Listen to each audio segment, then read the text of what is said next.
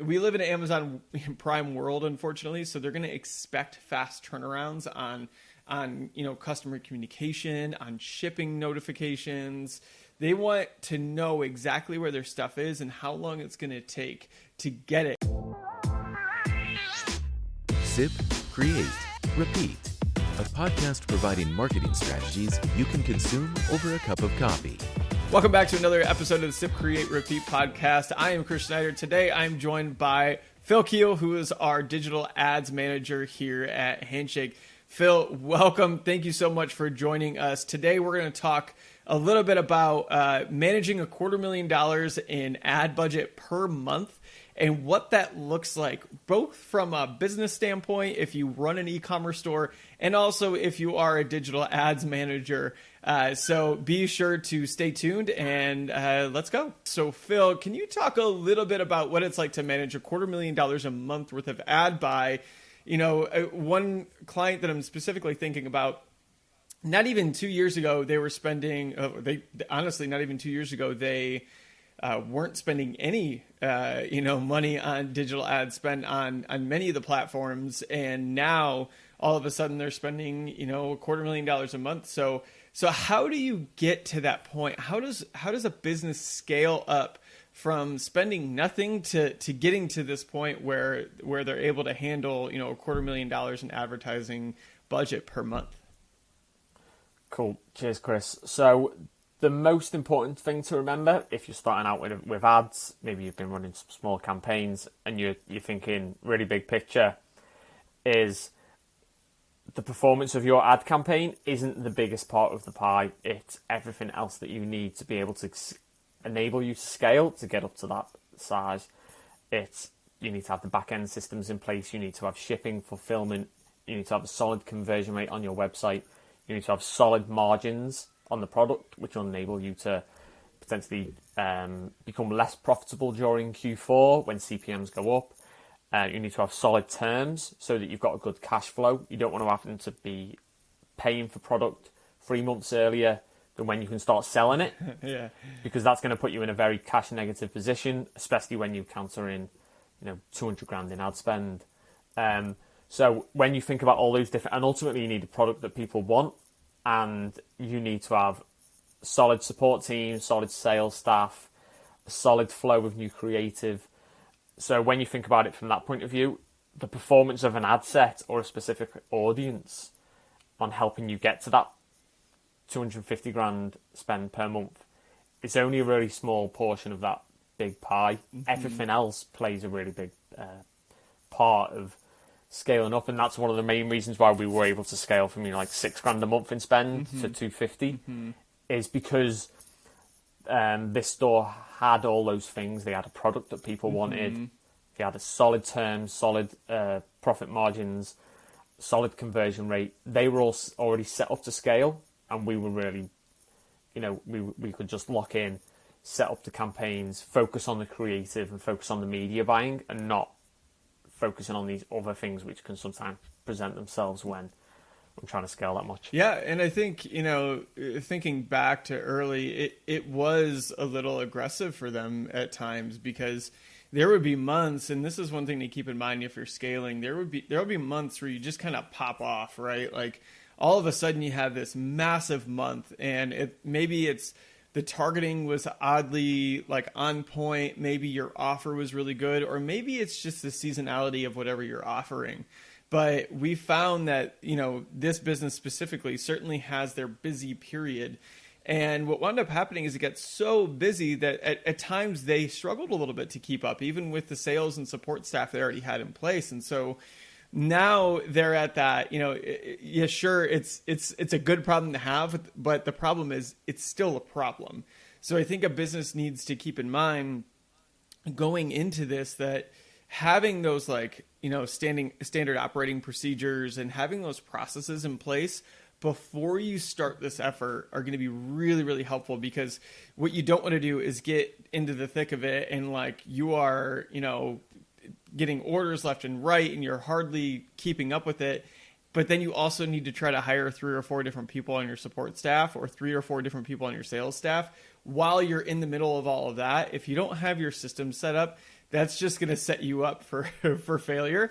And what winds up happening is when you're reaching that bigger market, when you're reaching more and more people, we live in an Amazon Prime world, unfortunately, so they're going to expect fast turnarounds on customer communication, on shipping notifications.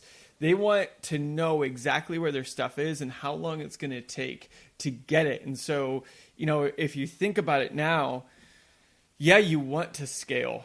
Yes, you want to scale so that you can make more money, sure. But like Phil said, you also need to make sure your profits are there. But can you scale and also scale your team? Can you scale and also scale your actual business to a different level? Or are you just looking at it purely from a revenue standpoint? Because if you can't scale up your business with your digital ad efforts and with your revenue efforts like that, then what's going to wind up happening is you're going to overextend yourself and you're going to sell maybe too much, or you're not going to be able to keep up with orders. You're going to be a month behind fulfilling orders, and you're going to lead to a lot of customers that are super mad about what's going on and have a lot of cancellations. So switching gears a little bit, when managing small budgets, it's easy to dive in and only put your budget in one platform, right? So let's say I have $5,000, $6,000 a month to spend. I'm pretty much going to narrow it down into the Facebook, Instagram, platform and start spending there. So when you're starting to scale, are you still putting the majority there, or do you start to really diversify your advertising efforts? And if so, how do you tell what is going to work for your business and for your ads?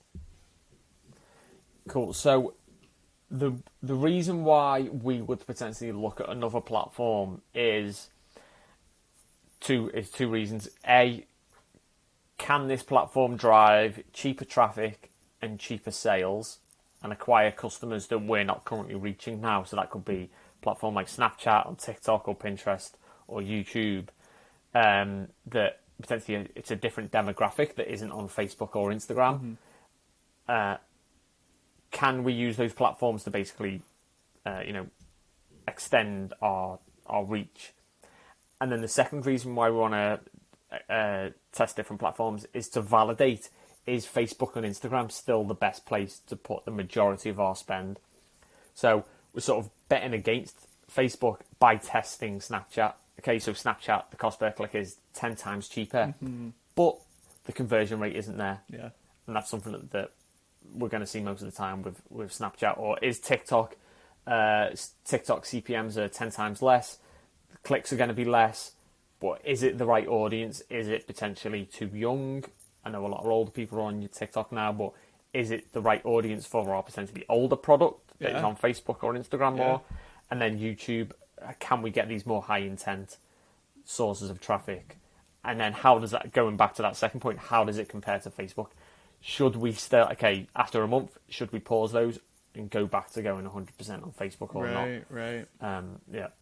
Well, and I think you brought up a key point there, that each platform has different sets of users, and you're not always going to reach the same users on all of those different platforms, right? And it's especially like TikTok and Snapchat, it's very different, the user base, compared to like Facebook, Instagram, and YouTube. You have to keep that in mind when you're marketing your product in general, that you might have to kind of spin things slightly different, or at least have different formats for your marketing efforts. But the same thing happens in the advertising side. And so, like Phil said, CPMs are wonderfully low on Snapchat and TikTok, but is it because the audience just isn't there and you're getting the traffic for super cheap? So yeah, everyone likes to discount shop, but also you either have to go into it knowing that you're not going to get a lot of conversions, right? So knowing that you're not going to get a lot of checkouts on your website, or you have to go into it understanding that I'm going to test this out for 30, 60, 90 days, and let's really focus on trying to get conversions. And if I can't get conversions, then maybe Facebook and Instagram, or Facebook, Instagram, and YouTube are still just my primary focuses. But it is worth it to try out those other ad channels. So, are there ways that you can test, especially as you're scaling? Are there ways that you can verify if one of those specific ad channels is working in a way that's not only checkouts. You know, are there identifiers for let's say I run an e-commerce store and I want my product to be on these platforms, but is there a way that I can see if it really is working other than just checkouts, or is it purely usually based on checkouts? So the couple of different ways. Obviously, there's what the platform is telling us from in-platform. Mm-hmm. So how many sales has that platform generated? What's the ROAS?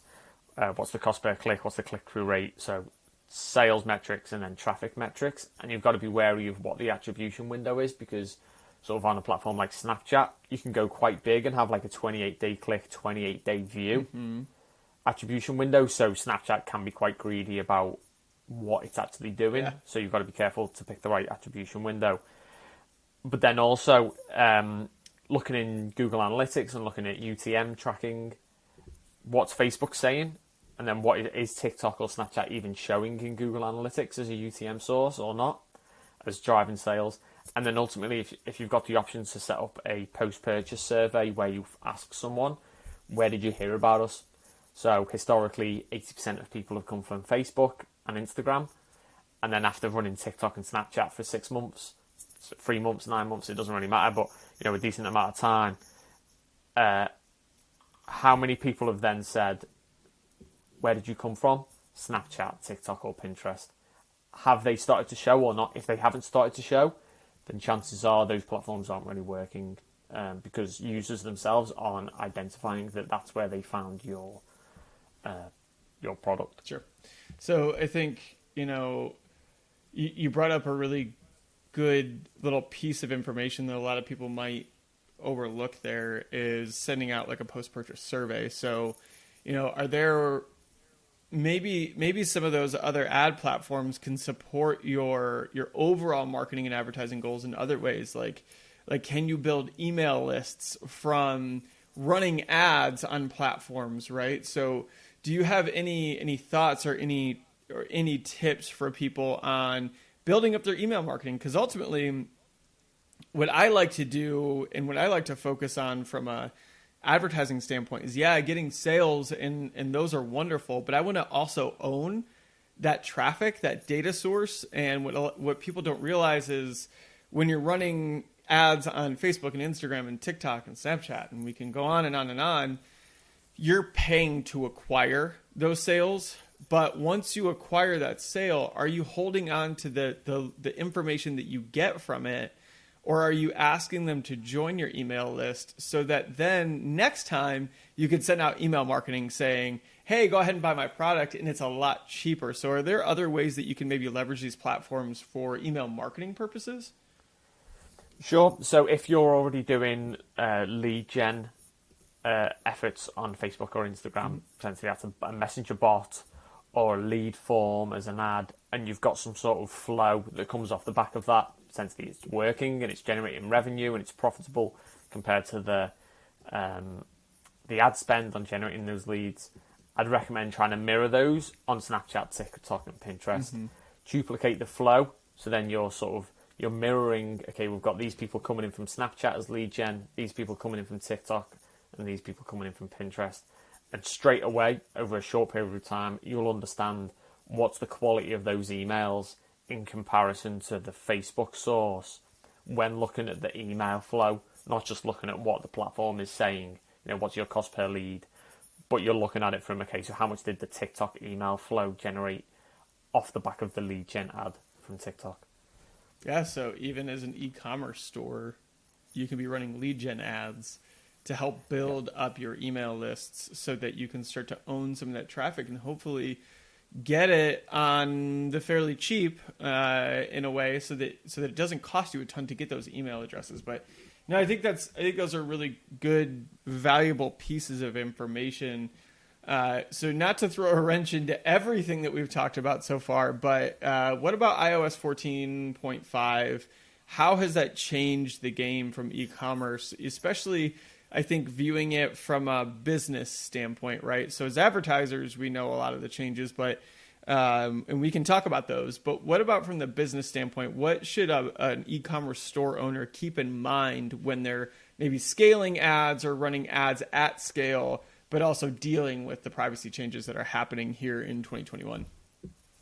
So the piece of information that you need to keep front of mind is and this is true if you've been running ads for anything more than 3-4 months, the information in the environment that we used to work in is not going to come back. So we had 50 sales on Shopify, 30 of those sales were in Facebook Ads Manager, and we pretty much understand that Facebook drove those sales. Especially if it was at top of funnel and we didn't have any view attribution and potentially, all those hurdles to make sure that Facebook wasn't taking responsibility for any sales that it didn't drive. But that very black and white understanding of what did Facebook do and where should we scale up, scale down, what ads are working, what ads aren't working, that, now we usually take it for granted because now that's not there anymore. Right. The second point that we need to work on is when auditing our performance and when deciding what to do next, we have to look at data from lots of different places. So what's in Facebook? That's likely it's going to be 50% of the picture. What is in Google Analytics from a UTM source point of view? That's going to give us a bit more of a picture. And then two other things. What's people saying in the post-purchase survey? How many people are saying they came from Facebook? If it's 90% of people came from Facebook and revenue is up, then great, we can continue to scale Facebook as long as we understand where to put the spend. And then the final point is, how profitable are we from a money in, money out point of view? So what's our blended ROAS?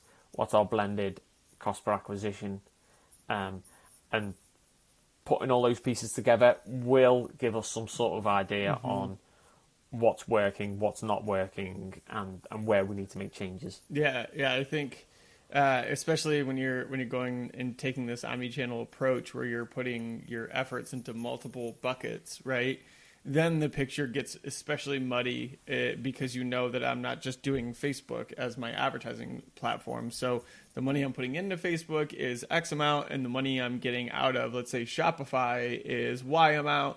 Cool, looks like we're good, right? It gets a lot more complex when you're running on Facebook and Snapchat and TikTok and YouTube and Google pay-per-click, and you're kind of meshing all of these ad platforms together. So the blended ROAS is what we have found to at least help clients understand the bigger picture better, because it was a bit of an adjustment when they used to be able to see, that very clear picture using any of the, kind of tracking tools that exist out there. They were able to get a really clear picture as to like their ROAS per channel and per ad campaign. And I don't, now those things have gone away, but you need to have trust that your ad buyer is doing everything they can do to give you the most amount of sales possible and the most amount of revenue possible, but B, they're also always trying to test out new things. So give them a little bit of that budget, right? Give them a little bit of that freedom to test things out, because you don't know, and nobody really knows until you work on testing new ideas out whether it's going to hit or not. And you could test out some idea on, let's say, a $5,000 budget on that specific campaign for a couple of weeks or a month, and in that specific campaign may net you a lot more leads. So who knows? But you're going to have to track those soft stats. You're going to have to look at CPMs and cost per click and understand how many clicks went to your website from that. Those are all good ways that you can paint a pretty broad picture of your total return. But you're not going to get a crisp, clear picture most of the time with the state of privacy right now. And I think it's only going to get more and more aggressive as Apple continues to crack down on things like even Apple Mail is getting rid of the notifications for opens and clicks inside of Mail coming up soon. So there's a lot of different ways that you need to look at your attribution, and blended ROAS seems to be one that a lot of people understand, and I think that is pretty awesome. So last question. How can a business, how can an e-commerce store, how can they help support their ad buyer? Whether it's an ad agency, it's someone internally, how can they help support them in their efforts ongoing, consistently, let's say month over month? What are some ways that they can help support them so that they can, really work to maximize their spend? So I think right here and now, the priority needs to be understanding that the benchmarks that you set 6 months ago aren't likely and aren't possible anymore. So if you wanted a 3x in Facebook Ads Manager, chances are for the past 7 days that looked like a 1.5 or even less.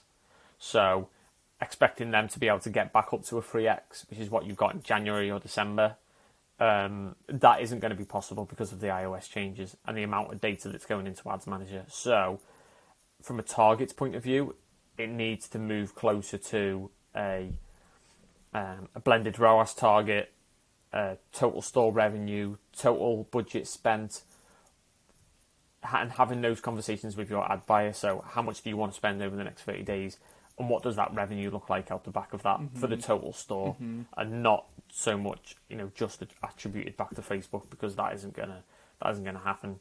And then from a second point of view, it's all those things that we spoke about at the start. So it's ensuring that stock is available, ensuring that store is merchandised well, so that out of stock products go to the bottom and best selling products are pushed to the top. Whoever's doing creative, potentially that's agency side or client store side, it's that there's a strong flow of creative, both from a brand point of view and then also from a user-generated point of view. So maybe that's customers or influencers, product demos, those sort of pieces of content to enable the ad buyer to keep testing, because ultimately that's gonna be where you find success. It's at the ad level, it's not at the audience level. And then really just having those open conversations to understand what is it that you want over Q3, Q4, what does success look like, and what are the hurdles that we're going to have to get over. Yeah, no, I think those are good points. And to give you guys an idea as to why that 3x that was working in December, January, February is now 1.5x or even less. As of this recording, June 22nd, 2021, according to Flurry.com, the current adoption rate of people allowing iOS apps to track their data is sitting at 15%. So unfortunately, it's a painfully low number for marketers and advertisers, because we know how many more people exist out there that are using iOS devices, but not allowing for any tracking. And to give you an idea, we get very minimal tracking information when they click deny. So a lot of your custom target audiences and a lot of like your interest-based targeting, a lot of that stuff kind of goes out the window when we have people that are denying access to some of these things that in their tools that we need. So yeah, I agree. Help support them in any way possible. I think influencer campaigns are great ideas. Anything that you can do user-generated. Even if you have to start offering like an incentive for user-generated over small periods of time. Hey, this month is our, support our users month and get 10% off your order by, posting on Instagram and tagging us or whatever it is. Now, you, of course, need a system in place to track that, but those are all great ways, because your influencers and your users and your customers can give you so much good content, and it's going to help build good rapport on the ad side when you can use that user-generated content and not feel like it's just an ad coming directly from your business. So I think those are all really good points. I think this, conversation, the hope here is that it was able to give you a good, idea of how you get to $250,000 a month in ad buy, but also some of the hurdles that you run into. And these hurdles are never ending. So just because the iOS 14.5 changes and the app tracking transparency have been live for a little bit now, It doesn't mean it's getting any easier. It just means it's getting different. And I think that's one thing you need to keep in mind. If you're a business owner, if you're an e-commerce store owner, honestly, even if you're just an advertiser like us and you're struggling to get through it right now, just understand that we're all struggling in some capacity, and we're all jumping through these hurdles trying to figure out the best opportunities out there. So, as always, marketing is this holistic approach. Advertising is supporting that directly, and marketing is supporting advertising. It's all kind of one big meshed system. So make sure that your efforts are omnichannel in multiple different ways. And we really hope that this video was able to help you gain some clarity. Thank you so much for listening to this episode. We hope you enjoyed it. By all means, if you did enjoy it, please share it. Follow us on social media at heyitshandshake, and subscribe on your favorite podcast platform. Thank you so much.